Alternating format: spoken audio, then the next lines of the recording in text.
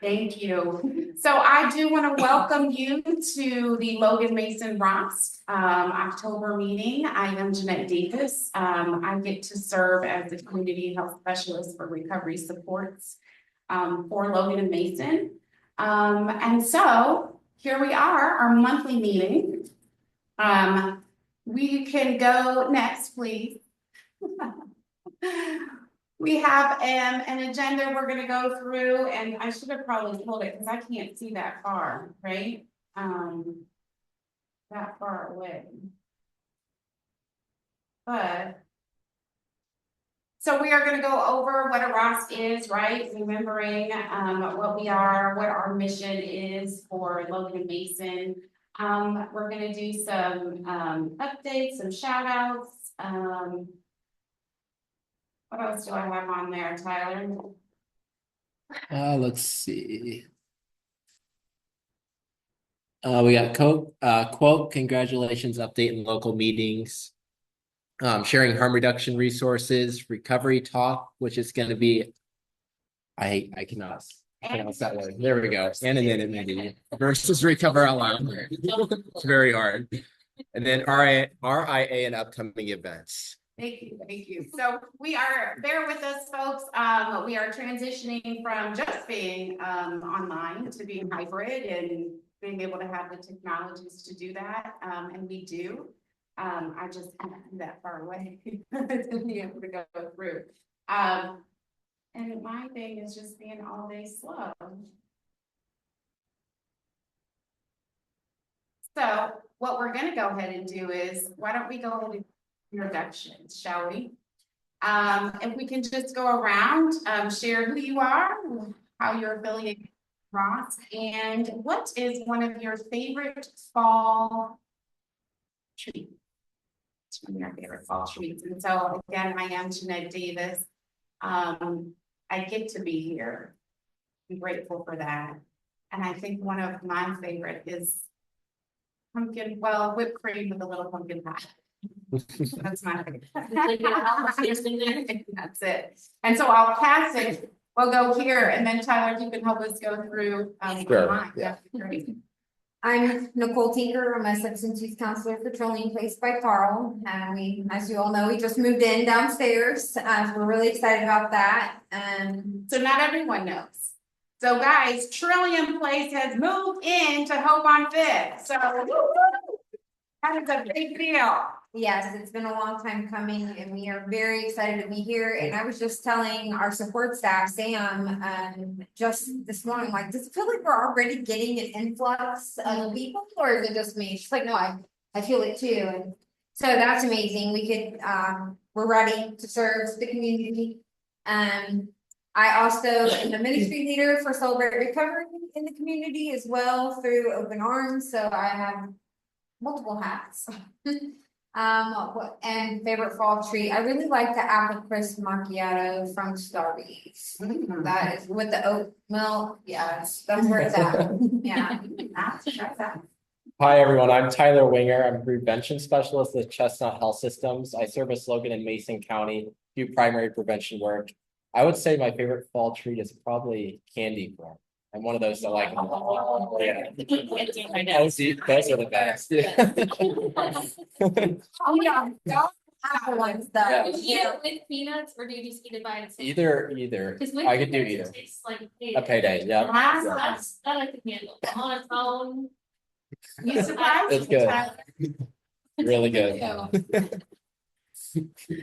I am Chelsea Lemmy. I'm with SIU. I'm their charge nurse. We do the MAR program. My favorite fall thing is potato soup. Yes. A little bacon, you got me. Polish style too. I'm Danny Kiernan, community health worker with SIU. And let's see, my favorite fall treat. Pumpkin bars. Definitely pumpkin bars with the cream cheese icing.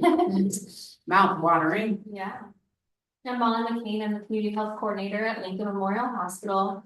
I like all the treats, but I really enjoy making kind of gardens apple pie bars. They have like a shortbread crust It's very good.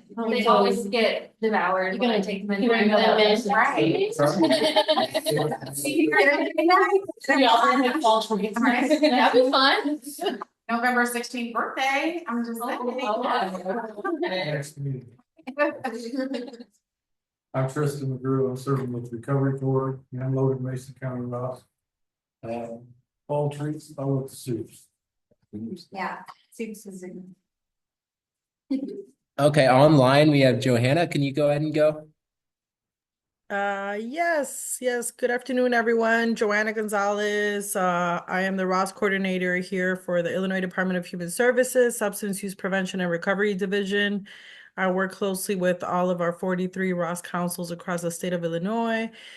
And favorite fall treat. I don't necessarily think this is like a fall treat, but I feel like I gravitate towards like taffy apples in the fall. So like a really yummy taffy apples would probably be one of my faves. All right, Thank you for being here. Dominic, you're up. Hi guys, I'm Dominic. I'm a community health specialist. I work with Tyler on the Logan and Mason County SEPS grant. Favorite fall treat, I probably have to say apple cider donuts. I'm a really big apple cider guy. Bigot. We can hang. All right, Bryson.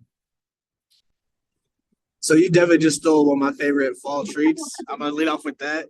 Anything apple cider, hate me however much you want. This is my jam. I don't care. Apple cider, and I'm also jump to Thanksgiving with this one. I like stuffing. Okay, interesting. My name is Bryson McFadden. I am an outreach worker with Oxford House Sober Living Recovery Homes in Logan County, Sangamon County, Macon County, and Champaign County. So glad you're here. You see, we were at business first, the food, right? Yes. You know that's right. Okay, Jody.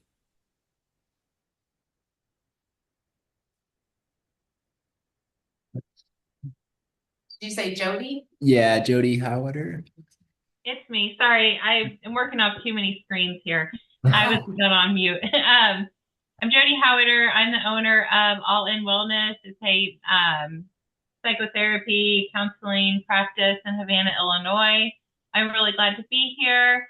And my favorite fall treat is the pumpkin pie blizzard from DQ. Yes. Thank you so much for being here. We're glad you're in the house. Thanks for the invite. Yes. Okay, Silas. Hi guys, I'm Silas Taki. I'm the Community Services Block Grant Coordinator at Community Action. I do case management and life coaching for Logan, Mason, Menard, Piatt, Fulton, and some other county that I'm forgetting the name of. DeWitt. There we go. And I guess my favorite fall treat is probably pecan pie. Glad you're here, Silent. Great to see you. Sandra. Hi, I'm Sandra Beecher. I'm the Professional Relations Manager for Gateway Foundation. I know you probably usually see Naomi on here. Sometimes I just like to hop on and my heart's kind of dear to Logan. I was there for many, many years, kind of working that area, and I haven't seen everybody for a while. Of course, everybody's probably gone that I've worked with, but one of the things that I love about fall is football, and I'm right there with you with the pumpkin pie and whipped cream. Yes, yes. Sandra, thank you for being here. You've been a great asset to us, and we've been able to refer people to you, and thank you. Good. Let me know how we can help. Awesome. All right, we have Cammie. Hi, everyone. I'm Cammie Garrison. I'm with the statewide ROSC. I'm the Region 3 Technical Assistant. And my favorite fall treat is kettle corn from Covered Bridge Festival in Indiana, which I'm going to tomorrow. Well, she was specific about that. I love that, Cammie. You knew exactly what your favorite treat was. Okay, we got Jeff next. Hi, my name is Jeff McFadden. I'm the System of Care Coordinator for Bridgeway's West Central Illinois ROSC. And if you haven't picked up on it, I have a colleague here in my office with me. I'm going to turn it over to her. My name's Naomi Willis. I'm one of the professional relations managers for Gateway Foundation, along with my lovely colleague, Sandra. I was visiting up in Galesburg, so I figured I would hop on with Jeff. I love it. Y'all make my heart sing. Love it. Okay, let's see. Kim. Hi, Kim Turner, Hope on Fifth, Logan County Probation. Well, I like all the fall colors and anything chocolate. Love it. Glad you're here. All right, we got Katie.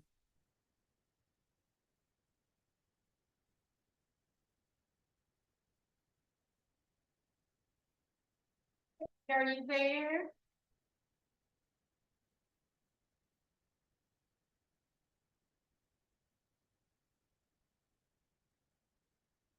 Not sure if there's anyone else I missed. Just making sure here. So maybe we can circle back around. Yeah. Katie. Well, thank you all for being here. Thank you for walking us through. We went a little bit out of order just so that I can have this in front of me as well. We definitely always wanted to stop and pause and make sure we're looking at what a ROSC actually is, right? And making sure that we are working together to bring this to fruition. So ROSC is a coordinated network of community-based services and supports that is person-centered on the strengths and resilience of individuals, families, and communities to experience recovery and improve health, wellness, and quality of life for those with or at risk of substance use and or mental health challenges. The central focus of ROSC is to create an infrastructure or system of care with the resources to effectively address the full range of substance use and mental health challenges within communities. So that's a lot of words, right? We're coming together as a group, trying to create what I like to call a holistic approach to recovery, right? Creating a comprehensive recovery community that we can truly serve folks in the highest capacity. And so for Logan Mason ROSC, our mission is improving access to health, wellness, and holistic recovery options for people who are at risk of or suffering from substance use disorder, while educating and connecting Logan and Mason counties to reduce stigma and improve recovery outcomes. So that is a main focus of our council here. And many of you have been with us from the beginning, and those of us that can't, right, that we've been able to come and have to go off a little bit and come back. This is how it happens, and this is what we are so grateful that we can get back to the table and to work together. So one of the things that I would like to do with my meetings is to share a quote. That's where I'm going down. And this one says, I recover out loud to give a voice to those who suffer in silence. Right? Sometimes I put something here, right? That's a little thought-provoking, maybe a little something to give ourselves permission to realize that. But today, this is kind of the message as we go into our recovery talk and the meat of our meeting. I'm really excited to get into this discussion. This is what I just want us to ponder, that many of us do recover out loud to give those who suffer in silence a voice, right? So we are going to get into a congratulations. So Kaylin is, many of us, those who know Kaylin, we know him, love him very much. If you don't know who Kaylin is, not only has he been a true volunteer and committed person to the ROSC and to our Recovery and Action Subcommittee group, but Kaylin just yesterday completed drug court here from Logan County. And so we wanted to honor and represent him as part of our team and part of what keeps us going. And you know, people have lived experience, staying engaged in what we're doing is so vital. And so we just want to celebrate Kaylin. And I was able to see that happen yesterday, and he knows he's being recognized today. And we just really appreciate him and really proud of him and cheering him on. So, and I know you're happy, Kim. Successful graduation. Oh yeah, that was a really good part, and Kaylin was a great client. Couldn't think of the right word. But yeah, I'm happy for him. He's got a big future ahead. Yes, he does. And I put pictures, not only was he honored there through the, probation and Judge Wright and everyone that was there, but also his workplace. Which just brings so much about who he is and how much heart he puts in, that his workplace really wrapped around and celebrated him too. And I just thought that was a special thing and a special person to recognize. So we cheer Caitlin on. Just a quick update, we did have the Chicago, our first ever National Recovery Rally in Chicago, on the 21st of September. We were able to go. Tristan was there, Samantha, Martini, who's a big part of our Recovery Action Group too. We were able to go. And I did bring back some like little goodies. I know for folks online, you can't see these, but some like little stickers and even maybe some ideas that we could adapt as a ROSC council on how to promote or as we move forward on our anti-stigma campaign that we've been working on. So just wanted to give you an update of that. There was agencies and represented from all over the state, faces and voices of a recovery came. So we had people from all across the nation out there. So really cool experience. Anything to add there, Tristan? You were there. They changed the skyline. Skyline purple. Yes, that's one of the things that, folks in the state got to do or helped us do. So that's hopefully a campaign that we will bring in next year of painting our town purple for Recovery Month.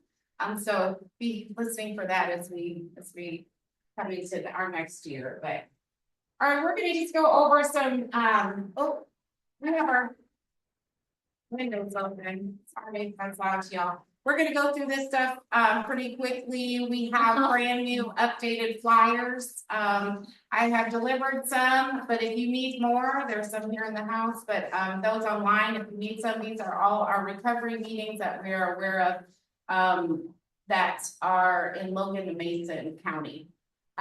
This QR code also is very valuable. It has a lot of different resources, including our Logan County resources.org and our Mason County resources.org. If you go on there, something that Grace had went on and put there is insurance information for different treatment centers of what they do take or what they don't take. And so that's been a helpful resource there as well. So if you need those, please holler at me. These are just some flyers, some individual flyers to keep an eye out, or if you'd like some yourself. These are for the veteran meetings, as well as the recovery support meeting in Havana that is going on as well. And our smart recovery meeting. We got some stuff going on. Is it super loud there for y'all? I'm sorry on the computer. It's a different place. That is. So we have started a partnership with the hospital to start our smart recovery meeting. There we meet on Fridays from 11 to 12:30 in the Brow Room. So if anyone is interested or want more information, Smart Recovery is an evidence-based program that helps walk through a very self-directed approach to recovery. So would love for folks to pass that on. Our resources, right, for our naloxone distribution, our harm reduction services, resources, still at Family Custom Cleaners in Lincoln, Logan County Health Department, Mount Pulaski Library, and Logan County Courthouse. So we have these products in places we never thought we would. So we definitely want to make sure that folks are aware that they are available. And in those, every space that I believe has naloxone and then testing strips for fentanyl and xylazine. And most also have the benzo testing strips available as well. Mason County also, we have a Havana Public Library, the Mason County Health Department, and the Public Library in Manitou, Illinois. Thank you, Tristan. We don't want to make small of that, to be able to be in these communities that we never thought that we would ever, that they would even consider. And so we have some other asks that are out there. They're going before their board and having those conversations to see if that's something they're interested in. If your agency or someone you know is interested in having or distributing naloxone from their space, let us know, help connect us so that we can help you. We have lunch downstairs as well, and so does Celebrate Recovery Open Arms. We are actually the hub for this area for CRs, so we have an abundance of allowance down as well. Awesome, awesome, awesome. All right, well, we are going to get into the meat of our recovery talk. So one of the things that we started early in the year is kind of this recovery talk and different topics that we're bringing to the table. And so this recovery talk, I'm pretty excited about just because I think that we all can learn something together. We can all put some things out there together that we may not have known, or we don't know how to dance around, or so our recovery talk topic is anonymity versus recover out loud. Who has heard the word, right, anonymity when we're talking about recovery? Yeah. Online, I'm sure you you have too. And so when we think anonymity, what are we thinking? Just shout out. Don't be shy. Anonymity. Privacy. Privacy. I think of the Alcoholics Anonymous that are in the church basement, and everyone knows that they meet down there, but nobody really knows who they are or what they're talking about or what recovery even means in that capacity. Tammy. Anyone else? Anonymity. Sometimes I think I hear it secret, right? It can be associated with secret or hiding even. Yeah, like people are not wanting to disclose. Right. Right. So just for dictionary purposes, anonymity, what it says in the Cambridge Dictionary, the situation in which someone's name is not given or known. Or at the Britannica, the quality or state of being unknown to most people. The quality or state of being anonymous. Right, and so just not giving our name. Anonymity in the world of recovery, and specifically 12-step recovery, there is so much so it is called the spirit of anonymity, right? The spirit of the tradition of anonymity. And that has been a point of contention for a lot of folks on how to recover. How can I belong to a program in which anonymity is one of the values, but yet still recover out loud? How do I do that? And so we have found that that's been a barrier. And I have said to this group on more than one occasion that one of the surprising things about coming into this role was having the pushback from the recovery world itself, from the idea and concept of ROSC and multiple groups coming together and the idea of multiple pathways to recovery. So I thought it'd be a good idea that we explore what anonymity is and what it's not, and how then can we encourage folks by educating ourselves this way to be able to recover, and when they're ready to also be able to recover out loud, and kind of what that looks like, right? Y'all following? Have I confused you completely yet? All right, so what does it mean to recover out loud? When we think about that, what does that mean? Celebrating your victories. Celebrating victory. Sharing our stories, sharing our experiences. Being transparent about our walk and not being fearful of the consequence behind it. I know that was a big one for me at the beginning, was thought of it. Maybe being proud of yourself. Yeah, being proud. Self-identifying yourself as a person in recovery. There you go, self-identifying. Folks, it is possible. Telling folks it is possible to recover. Yeah. So what's the difference between, so I'm going to present kind of, this is an exact scenario that I had early in recovery, coming to 12-step meetings for the first time, being in a really small community, and I'm in Walmart. And let me remind you that I would go to the meeting from the back door, right? Because I didn't want anyone else to see me go into the meeting, right, early in my recovery. And I remember being in Walmart one day and seeing one of the friends that I newly made in one of the meetings. And they were very, very proud of their recovery. I mean, you know, they're very proud. And I remember being like, hey, Jeanette, you going to the meeting tonight? And I remember that I felt like I wanted to like disappear. And that was early in my recovery, right? And so valuing anonymity and understanding that maybe not everyone wants to be identified or connected with that meeting or whatever meeting someone is talking about. And being careful that we protect and we take care of folks that way. But when we're talking about recovering out loud, right, that's a different look. That is someone saying, that's me saying, I'm ready to share my story. Or we learn ways in which we can tell our story. For instance, we've been given the language that my name is Jeanette and I am in long-term recovery. And for that, you know, to me, that means XYZ, right? And being able to share our story and how that means. And so we know, again, that these things can be very confusing and they can cause contention within the recovery community, or even being able to talk and invite someone to the table who may be in recovery because they feel like they're going to break tradition, is kind of the language that people use.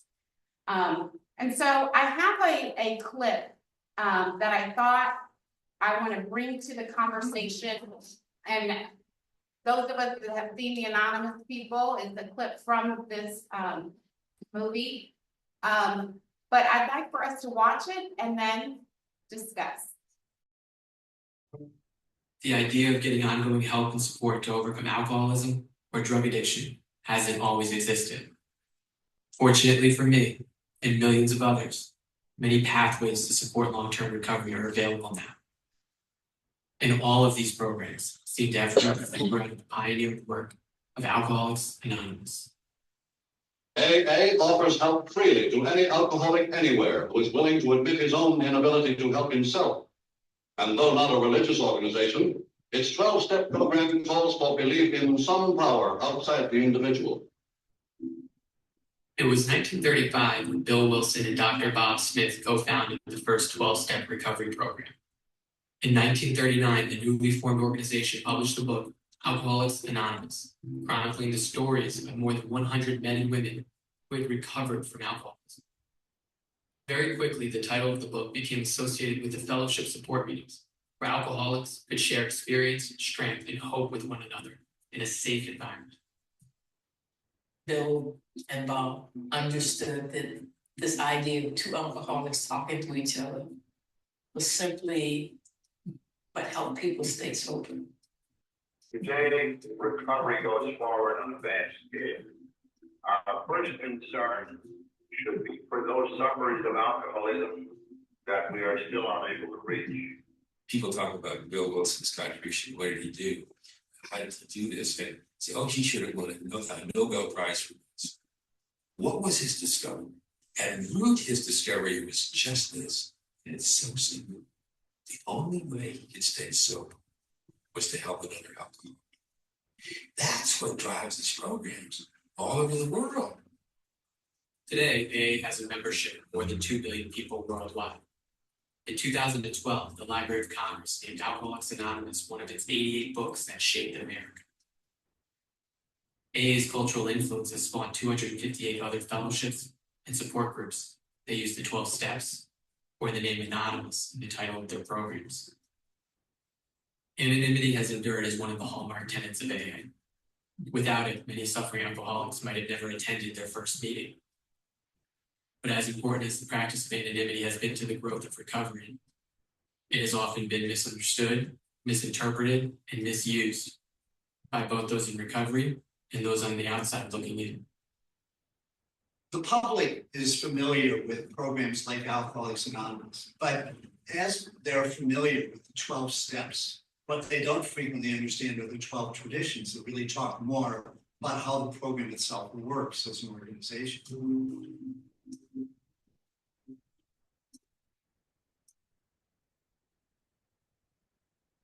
Anonymity means that I'm not going to go out and say that I am a member of a 12-step organization.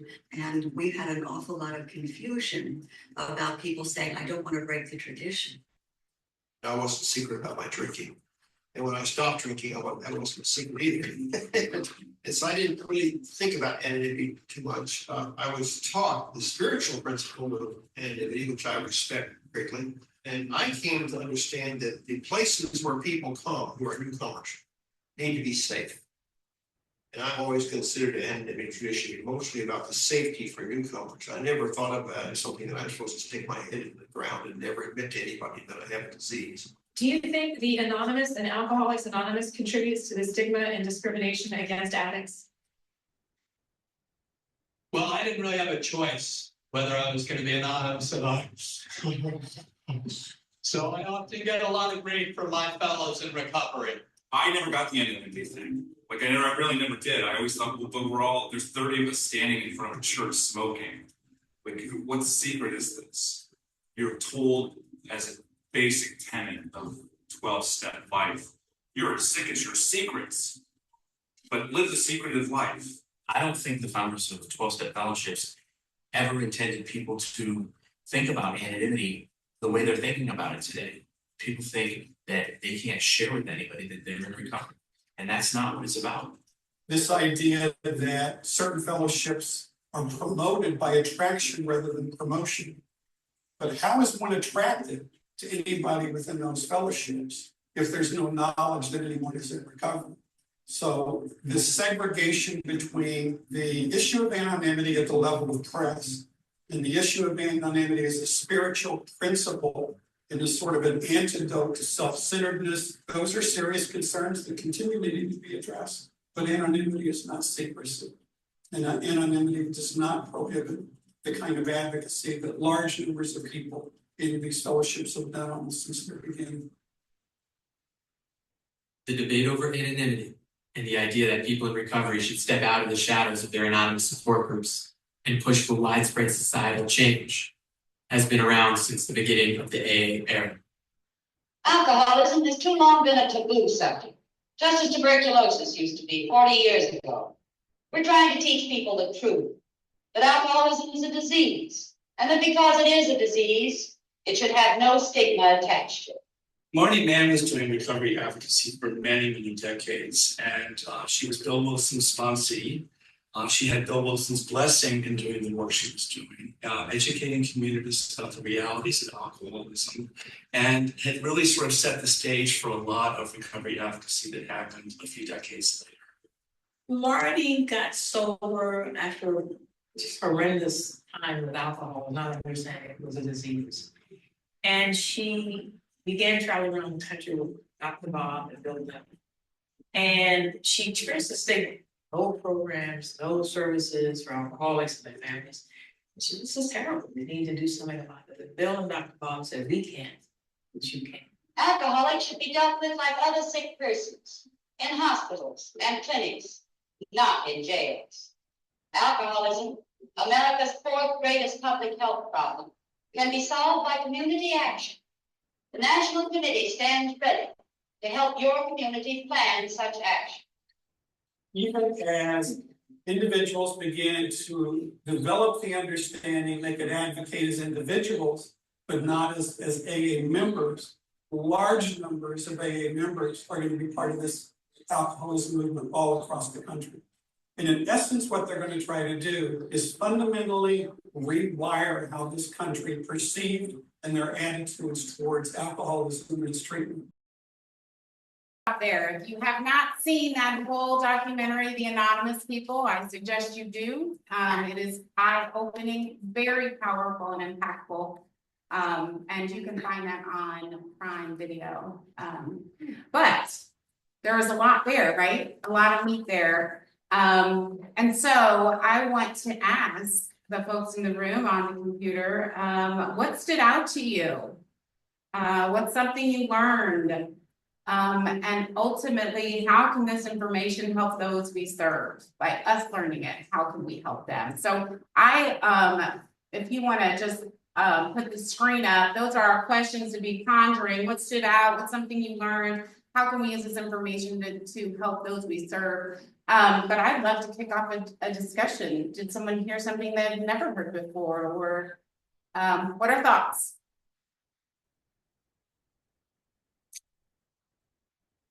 That Alcoholics Anonymous was placed on the list through the government about what it was, a societal change book. Yeah, that was. So you learned that, so not knowing how. Congress. Right. So I heard, you know, two alcoholics talking to one another, that helps each other. But they're doing it inside of a room, which being anonymous, I could see it being on a bigger scale, recovering out loud. Where we're out and we're in, you know, in the community, reaching out to one another, reaching more people, social media, that type of thing, just showing your recovery to your community or to your people, show them and helping one another out. What else? What are folks stood out? What stood out?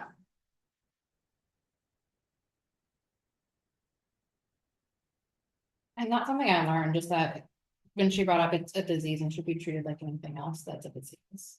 I think that's just a big thing. One of the things that watching that documentary, seeing how far back those conversations were starting to happen, right? And as you go on through the documentary, it shows what stopped that, right? Our war on drugs and how that it pushed us back, and so hearing that type of language, that type of advocacy was happening way back when. And the hope of having these conversations together with, you know, with us in agencies and providing services and those in recovery is how we can begin to come in a strong, powerful voice. So one thing that I appreciated about the gentleman saying, when we realize it's not about saying, I belong to this program, this, you know, whatever program has brought you into recovery, but that I am someone in recovery who is advocating for those who need services and all those things, right? How about folks online? Anything, any thoughts? Y'all are quiet. This is Sandra from SIU in Taylorville. Yes. I think a lot of it, and as a provider that works with people in recovery, I think a lot of it is there's a lot of fear early on. I mean, I live in the town that I work in, and I don't usually address someone in public unless they address me first, because they don't want to explain how they know me when they first start, a lot of them. But that as they get further into their recovery, that changes and they're yelling at me across Walmart, you know? So I think there's maybe a comfort level that develops as they get further in.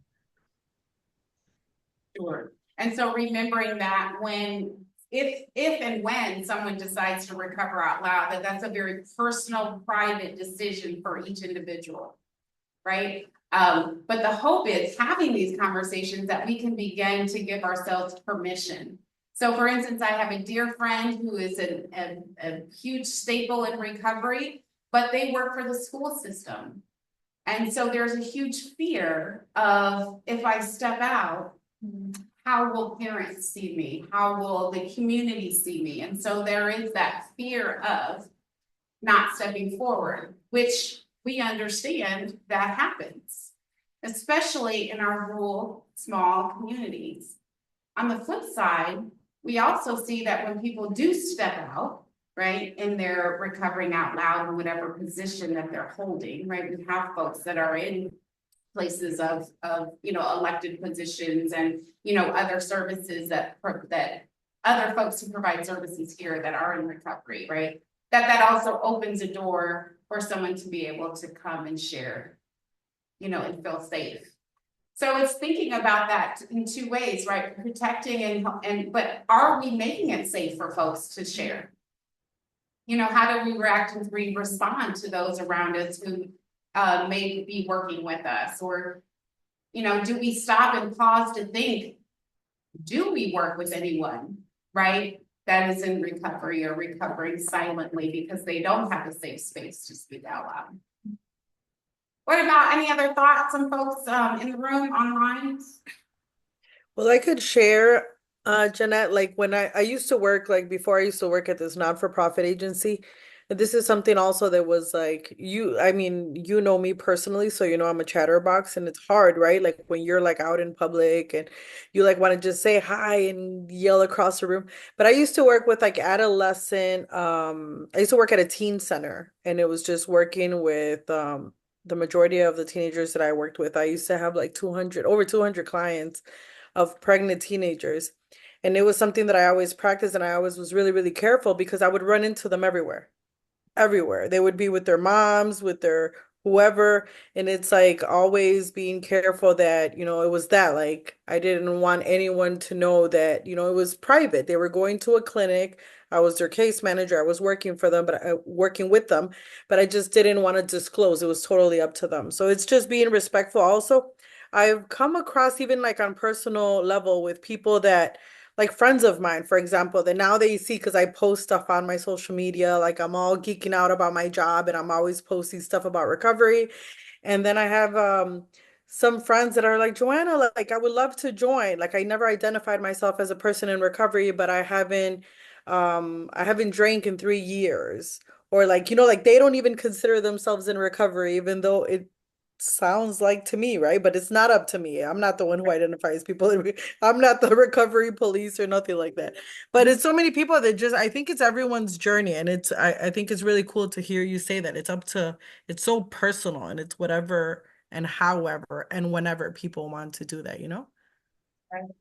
Yeah, you know, because there are those fine lines that we have to, many of us, confidentiality, right? That's a whole different thing than just anonymity. And I think that touched on it, having folks where we don't communicate unless they communicate first and those kind of things. But what we hope is to, again, be able to see how we can give each other permission to recover out loud, whether that be being an ally, a friend, or a family support. Sometimes that's even hard to disclose. And how can and when can I and should I, you know, and being able to explore that for ourselves. You know, because that's only that question can only be answered by each individual, right? Of how much we share and disclose, and even on our jobs, right? Where folks may not know what we've done or what we're involved with. So it brings me to, and I don't want to miss this question that we go at, how can hearing this, having this conversation today, talking about recovering out loud versus anonymity, how do you think this information can equip you to serve those around you more effectively? Or do you feel having this bit of understanding could help you? I think you share further and wider than you would expect to, because you don't know who is experiencing this. It's just like with mental health, you don't know who's actually going through those struggles. So give them to everybody, see where the seed plants. There's actually a Sam's Club. I do boosters as well, so we do a lot of pickup orders. And the gentleman seeing my sticker on my car, Celebrate Recovery, he's like, "Who's Celebrate Recovery?" And now every time I pick up, I'm like, "So we moved to that new place, we transitional housing," and he's like, just really amped up about his 9 months, and just like, so we go back and forth, and my daughter's like, "Oh, is that the guy? Did he move to his house now?" And so I love hearing stories where we're wearing our gear, we're seen in our cars, and they're like, "Hey, me too, I went there too, or I've tried that," or whatever the case may be. And just knowing that we're out there where we see each other, we're paying attention for when the opportunity arises to kind of share those moments. So I think that's really awesome that about your daughter. That just shows a younger generation that it's okay to talk about Yeah, even like if she gets like a piece of cake or she's like dopamine. Well, and both our parents are in recovery, so our children, they unfortunately, we were not in recovery when they were born, so they've seen some of those attributes and we were able to work through that because of our recovery and our information and have those open conversations with our children to protect them. Like, no, it's not guaranteed, but you are susceptible. And that's why it's important to just not even go there. And so I think those are important conversations. And my daughter, my husband works for Eaton, and they have this where you talk about your parents' occupation, and she chose me. She's like, my mom's a drug counselor. Like, she teaches me about the response to dopamine and what they do, and then she'll come back and tell me about like her interactions in there, and she'll ask me questions there because she knows that I have some of that information. She's very excited and opinionated about that. She wants to be a doctor when she grows up. So, well, we're setting her ready for the future as well. So, That's right. Well, again, we hope that just going over this, there's so much more to dive into kind of this conversation, and especially even within, like I said, the recovery community as a whole, beginning to have conversations. But I thought that it would be great because in some capacity, most any and everyone that joins us here, there's someone passing through your office, your space, your circle that is in recovery. And so as the ROSC continues to promote and encourage multiple pathways to recovery, we want to do that in the most respectful way, that we are honoring each and every pathway to recovery, each 12-step program individually, that collectively, right, they create a recovery community. And so also, again, coming to the understanding though, that I get to choose if I want to recover out loud without declaring what program that I'm coming forth on, right? And so as we continue to have multiple speaker jams and recovery events that we come together, that folks can, if they choose to disclose what program. I have multiple programs, almost every program. Yep. They all added a piece into my recovery. But again, I was hoping that this would be helpful as we continue to learn these terms, as we continue to learn how we can holistically serve people. I'm hoping this information could be enlightening and just kind of empower, even to empower the next person that when they're ready, that boy, their voice matters and we have a place for them to share. Anyone online have any other thoughts? Well, I was gonna jump in and just say I love what you just said, Jenna, and it like the whole embracing like multiple pathways to recovery. Sometimes when you hear like recovery or I'm in recovery, it's like this automatic. I don't know if maybe it's just me or if you guys could share this with me. But when you hear recovery, there's always like this thought of like, oh, like they're no longer using substances. And that's not real for everyone, right?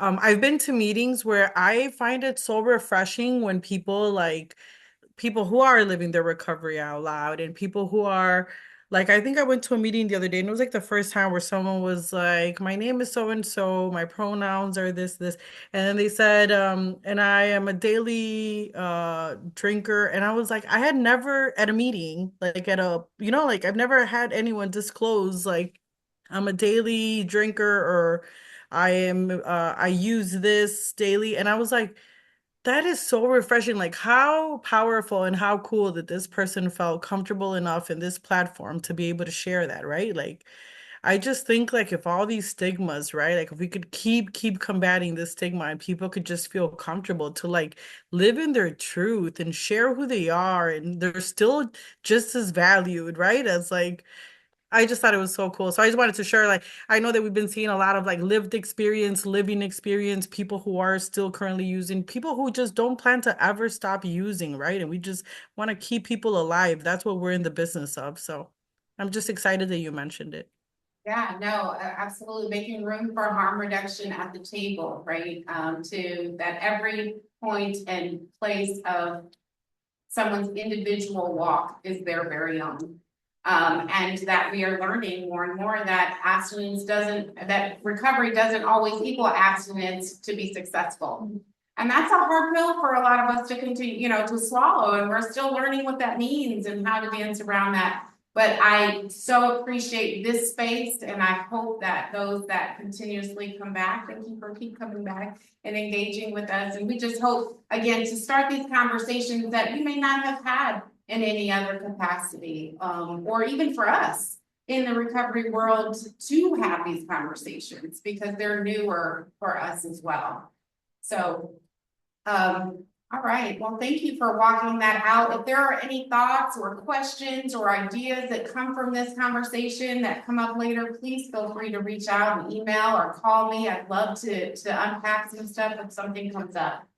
But I do want to get through just a couple other things before we dismiss. Just reminding you that our Recovery and Action Subcommittee group, we do meet the second Tuesday of every month, right here at Hope on 5th, second floor, 4:30. That will be November 12th, next month, when we will be meeting. We are in the planning stages of planning a November bonfire / Thanksgiving fun. We have a lot of things that we like. Yeah, we're having. Come to our next Recovery and Action. Yes, we need you. The extra brains. We need all the brains. But we have a couple of things that we have in the works. If you are wondering, where can I help, or is there a place for me? If you have some event planning skills, if you have some education ideas on how we can educate our community, just different things. We need you to be part of this group, because those skills we can use. So you are definitely invited. If you know someone who may be interested, please pass it on. Make sure your folks know, the folks that come through your agency know that there is a body of people that are working together to provide different recovery events and education opportunities. Let's see, our next ROSC meeting will be on November 21st at 2 p.m. We will be in Mason City next month at the Mason City Library. And we do have our contact information, and we can, so should you need to reach us for anything. So I just wanted to have that up so you can have that if you need to take a screenshot of that, but that's our information that'll go out with the minutes.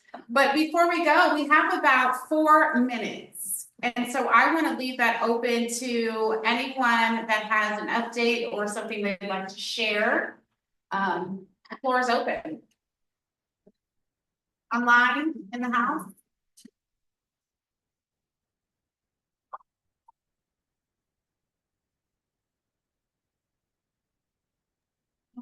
Hey, it's Jody with All in Wellness. Yes. I'd like to share that I am planning on doing mental health first aid, having an instructor come in at my clinic in Havana. I don't have the dates yet, but we're looking on coordinating mental health first aid for children and for adults. So if you have any specific interest, like if you really want to attend this, please reach out to me so that I can be sure to coordinate with you those dates. Otherwise, I'm just going to go ahead and schedule it for the dates that the trainer is available. So if you can spread the word that there are, we're going to be having mental health first aid. I'm planning on doing it sometime, offering both training sometime before the end of this year. And it looks like it's going to be limited to roughly about 6 participants, I believe. I've been just in the initial phases of coordinating with the trainers. So it does sound like space might be limited. Well, if you have anything that in a flyer form, or if you're going to put anything for this event or anything in the future too, please feel free to send that, and we'd be happy to help blast that out. That's a way that we support you guys as you have different events, different flyers, different things coming up. We would love to partner in that way. Yeah, once I get it finalized, I will definitely shoot you all the information. Great. I'm so glad you're here, Jody. We are so thankful for the services that are happening in Mason County. Greatly needed. Thank you. Anyone else? Anyone else have anything to share?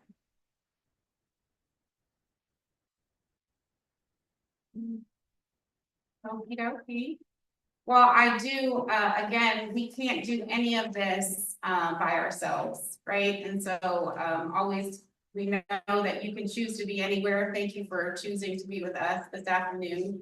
Again, if there are some thoughts, ideas, things that come up, oh, I didn't put this in the agenda, but the deflection program, we had a deflection program kickoff. And we are bringing that to our town, to Logan, Mason, and Menard County. If you don't know what that is yet, get with me because you need to know what it is. It's an amazing opportunity that we are bringing to our community that will really empower folks and hopefully help people never have to get into the justice system. Deflection program, if you don't know about it, you want to know more about it, please reach out. We'll love to share and get you a part and part of the planning group on that. Otherwise, thank you again for your time, for what you do. If no one's told you thank you today, thank you. You matter and we appreciate you so much. Bye, y'all. Bye. Bye. Bye, guys. Thank you, Dom.